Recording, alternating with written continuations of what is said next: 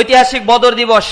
এই দিবসে যারা শহীদ হয়েছিল, আমি সেই সকল সাহাবীদের কথা স্মরণ করছি। আমাদের এই বদর দিবস আমাদেরকে প্রেরণা জাগায়। বদর দিবসের সেদিন নিরস্ত্র মুসলমানেরা সেদিন বিশাল এক বাহিনীর বিরুদ্ধে দাঁড়িয়ে গিয়েছিল।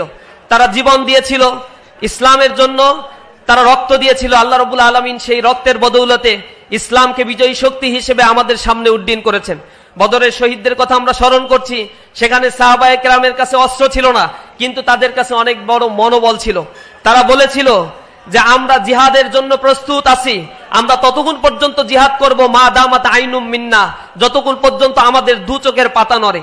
ইন্নাহু লা নাকুলু কামা ক্বালা বানু ইসরাঈল লিল মূসা আলাইহিস সালাতু ওয়াস সালাম ইযহাব আনতা ওয়া রাব্বুকা ফাকাতিলা ইন্নাহা হুনা কাঈদুন। তারা বলেছিল তুমি আর তোমার মূসা গিয়ে, তুমি আর তোমার রব গিয়ে যুদ্ধ করো, আমরা এখানে অবস্থান করব। এর বিপরীতে সাহাবা আজমাইনরা বলেছিল, হে রাসূল আপনি আমাদেরকে ডাক দিন, আমরা দাঁড়িয়ে থাকবো, জীবন দিতে আমরা প্রস্তুত আছি। এক ফোঁটা রক্ত থাকতে, চোখের পাতা নড়া অবস্থায় আমরা বাতিলের কাছে মাথা নত করব না। আল্লাহ রাব্বুল আলামিন তখন সাহায্য করেছিলেন। লাকাদ নাসারাকুমুল্লাহু ফি মাওয়াতিনিন কাসীরা, অনেক যুদ্ধক্ষেত্রে আল্লাহ রাব্বুল আলামিন সাহায্য করেছিলেন। তার শুরুটাই হয়েছিল এই বদরের যুদ্ধের মধ্য দিয়ে।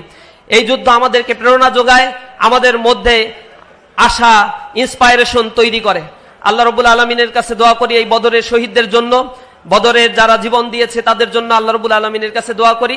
সেই পথ মারিয়ে ইসলামের যে বিজয় সংগঠিত হয়েছে, সেই পথে আমরা থেকে আমাদের জীবনকে আমরা উৎসর্গ করতে চাই।